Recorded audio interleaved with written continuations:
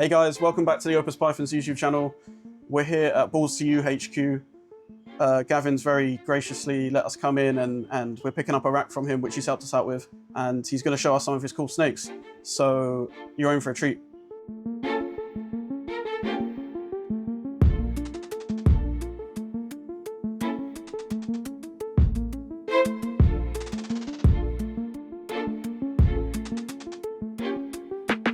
So we'll look at some of the hot stuff at the moment, like the Mandarin, monsoon, sunset stuff, ultramel sunsets, which is what I'm kind of proud about. You know, I think the ultramel sunset's a fantastic project, loads of legs, but so is everything else. You know, it's like I'm excited about everything. Yeah, of course. I don't think there's one project I'm not excited about, even the simple stuff.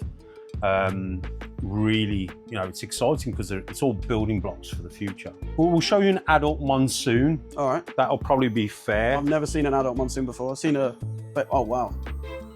Oh, she's not her. Is that a boy or a girl? He's a boy. He's a Mojave monsoon. Wow. I got this from Brad Boa. Absolutely amazing family. Brad and the lads are absolutely superb. For me, it's all about quality.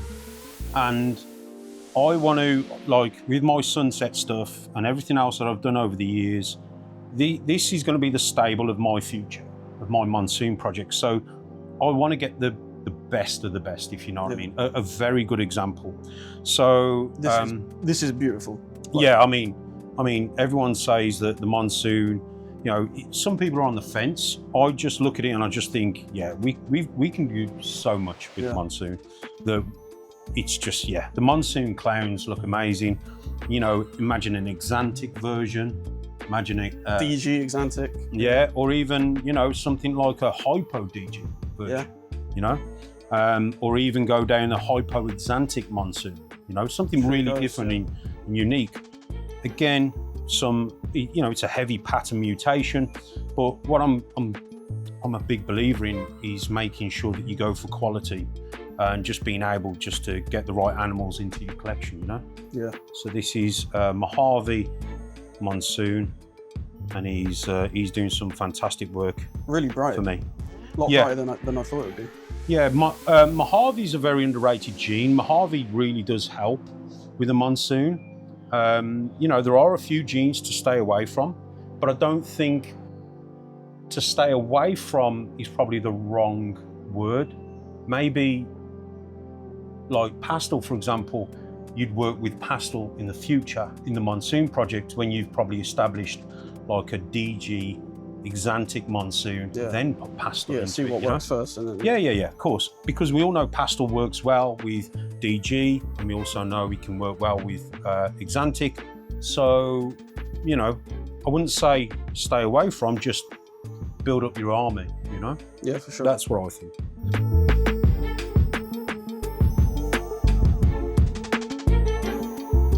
Let's look at a Mandarin combo. Nice. Oh, that is orange. Wow. So this is a lesser hypo or a lesser NR Mandarin hypo. That Again, is breeder male. Really orange. Yeah. Like, I think I've seen this one on your Instagram and it doesn't know justice. Like this, wow. And again, you can see, you know, the beautiful color tones coming through. You know, we've got no other gene in this yet, like Bang or Orange Dream.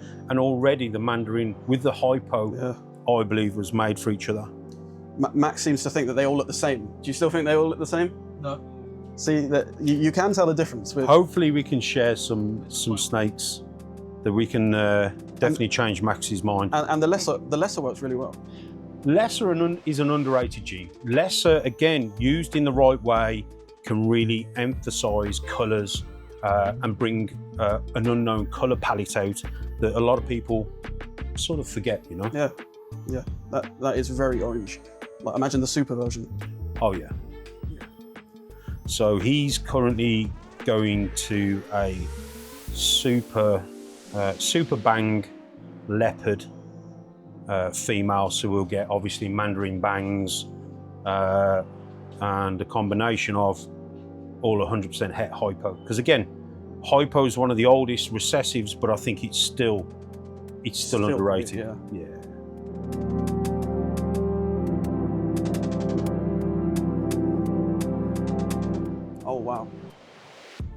Is that So DG axanthic? Yeah, this is a DG axanthic male. This is the first one I'm seeing in person of DG axanthic. Yeah, this was a project that I really struggled with. It took me years to make it. I should have gave up really, but this boy has again done me some fantastic. He's breeding this season. I've actually got a female due to lay. He was bred to a Enchi, yellow belly, confusion, leopard, spot nose clown. Wow. So again, going for DG axanthic clown. Yeah.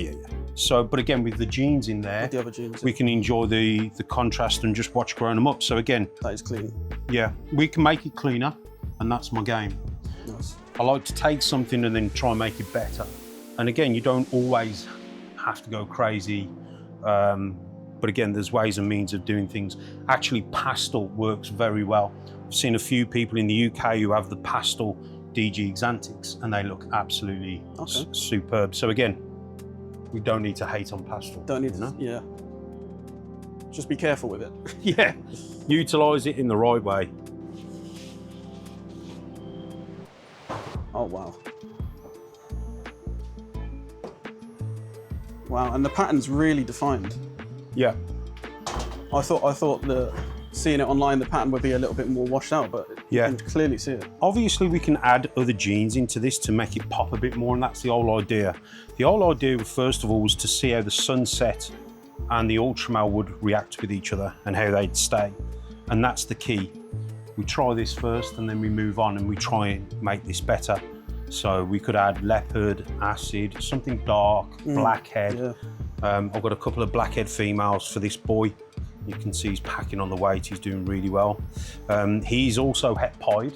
So this is a sunset ultramel het pied. That would look so good. Yeah, so again, he's very useful because now we can use him in all our pied projects. So we don't have to necessarily use him in the sunset stuff. We can set him up and use him for the pied stuff. Yeah. And again, you know, we've got clown pieds as well. So we could use him in the clown pied projects as well. So yeah, he's my favourite male at the moment. Again, just stacking the genes, taking it nice and easy. I actually sent one of these over to America, over to Brad Boa. So again, Brad and the lads have got the brother to this one.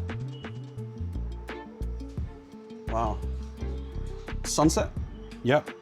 So this is another ultramel sunset. Oh, wow. As you can see, again, this is a breeder female. She's actually seen a stranger clown. Nice. So again, we can get some strangers, which are triple het, ultramel, sunset, and clown. And that's aged really well. You see pictures of sunsets aging, and you're like, well, but that is with the ultramel. I think ultimately, like you know, like I said, at the end of the day, you know, we know these animals struggle to get better as they get older, but the idea is to try and make them as best as possible. So yeah, she's doing really well. So yeah, again, I'm looking forward to the babies from this one. And how old is she? So she's about 2 years of age now, 18 months. Nice. So yeah, she was hatched in 2023. Beautiful girl. So talking about animals aging, again, just proof in the pudding.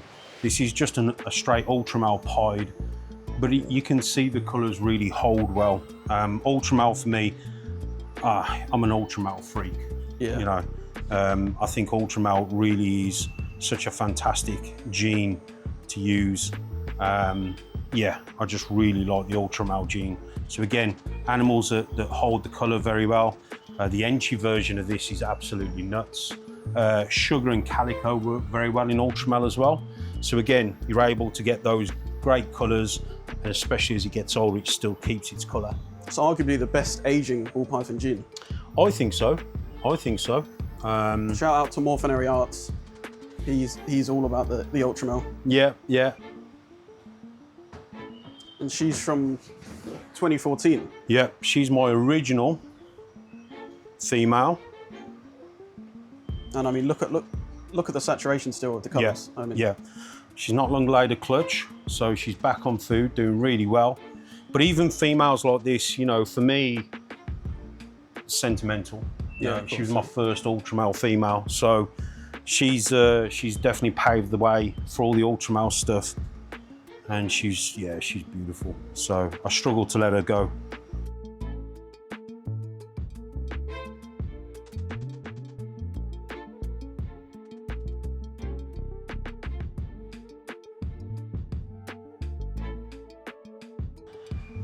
So this is a GHI adder. Adder. So this came all the way from the US of A. It's not in shed, it's literally just the adder gene. Belly. Yeah. That is insane. So the adder gene it originated over here in the UK. I did go back to the US to pick up the adder stuff because I couldn't find anything over here that was either for sale or that was even taking my fancy. But when I saw Jim over at Ectothermic Dungeon produce some adder stuff, Jim's a good friend of mine, so I was like, Jim, put my name on some of them.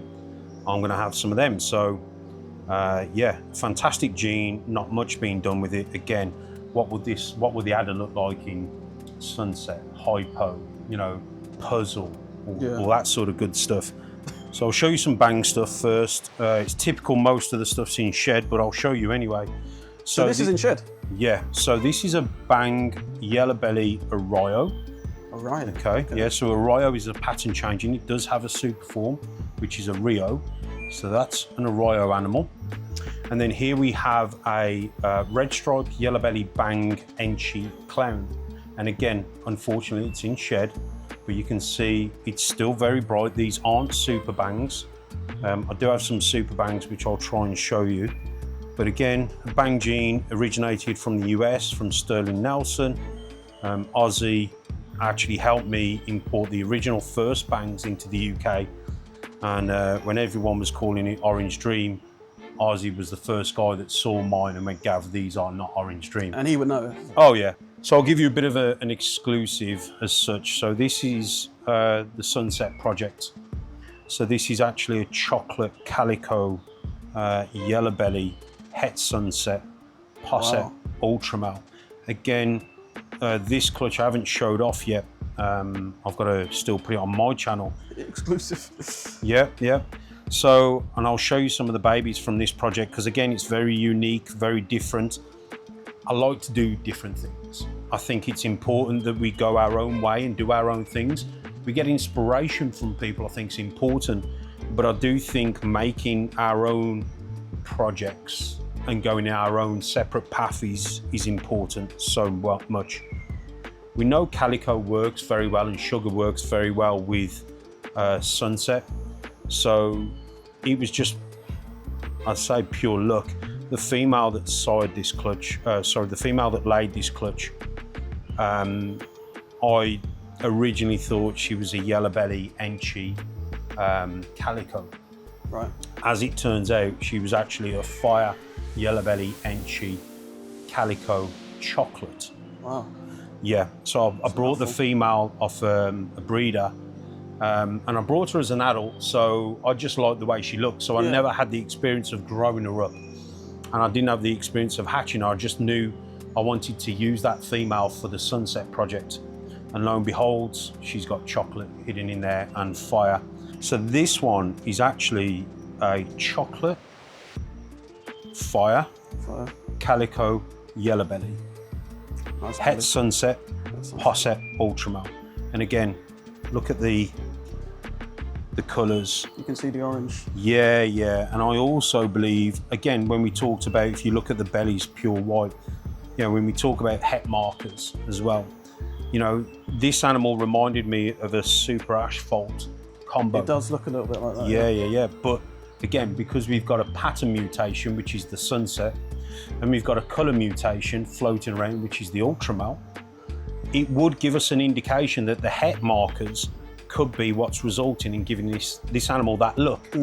So you may be used to hatching yellow bellies and calicos and chocolates and stuff like that, but when you start adding the het influence, it started changing. Yeah. I have to say, I'm not too good on whether a snake's yellow belly or not yet.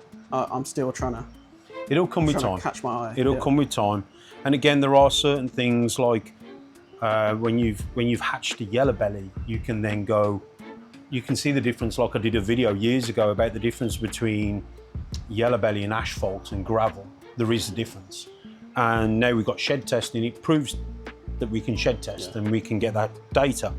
So again, asphalts and gravels tend to make the combo a bit darker, a bit more dull, if you like. Yellow belly amplifies and spreads the pattern apart, where asphalt tends to be a bit more uniform.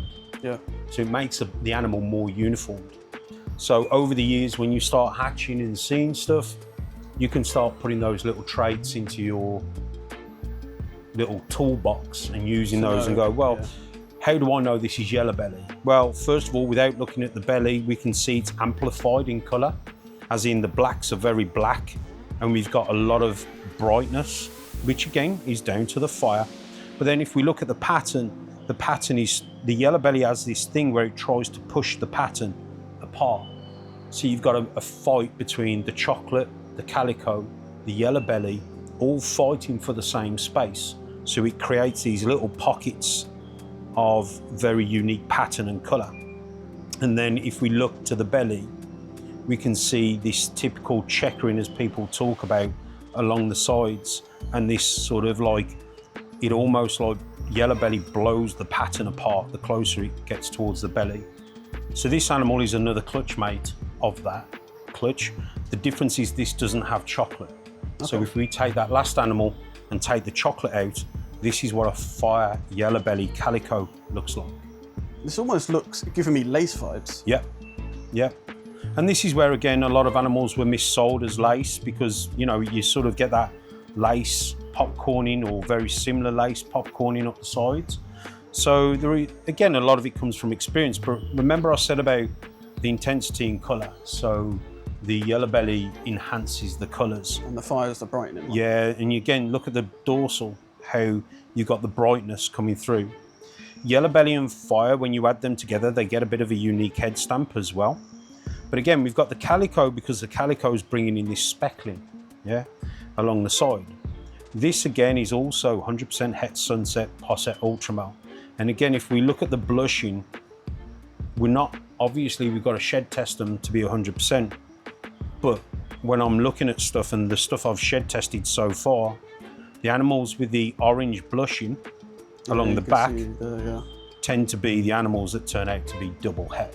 So again, yeah, looks to be a good contender for double het. If you think about it, when we're doing this hobby, we're like, if we add a gene at a time, you can start to see the difference and how things react. Yeah. So by adding a gene or taking a gene away, will give you, well, that's what that animal would look like with chocolate. Yeah. So it would, again, the chocolate would be very dominating. It would shrink the pattern. The yellow belly, as you can see, is trying to push the pattern apart. The calico and the fire are trying to keep it together. You could almost work it out with a process of elimination. Yeah, yeah. So what I tend to do, I tend to look at stuff, you know, normally about 300-400 grams, it tends to slap you in the face. But yeah, it's just as they grow, as they get a bit more size, you start to see the animals and you can start to go, well, that's definitely fire, yellow belly and calico. I don't see chocolate, because that's the one with chocolate. Yeah, and yeah. Exactly. So it's almost like I said, like a process of elimination. So there's so much cool stuff to make. I'm excited. I want to make, I've got obviously my own line of calico, which is white cider. I actually brought the original animal in as an import. It came in a bunch of babies, and I thought it was a yellow belly. So when I bred it, I was quite surprised when I had these calico animals. So who was that with importing in? So I imported that in with a reptile shop that is no longer going, unfortunately. It was in Birmingham.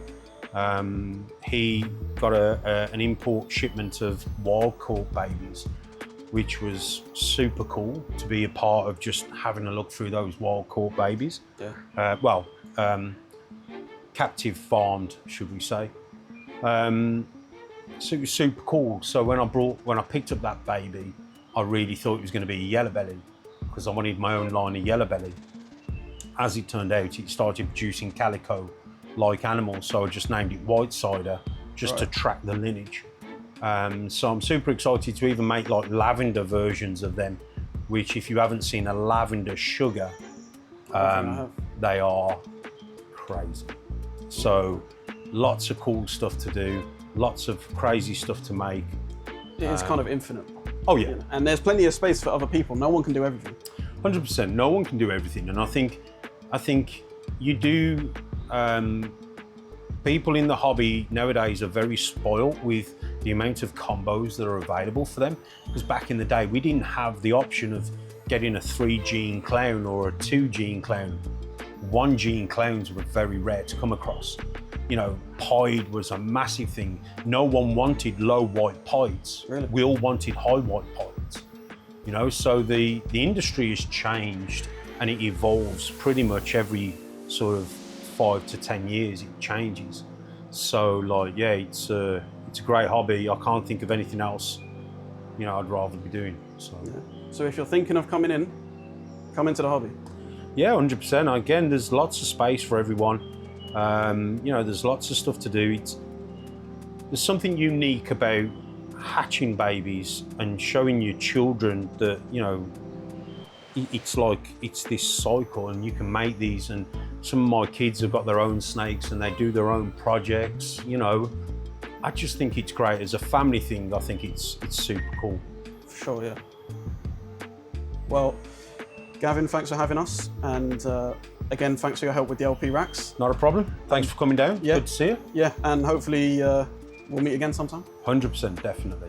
Guys, stay tuned for the building and showing of the new rack we picked up.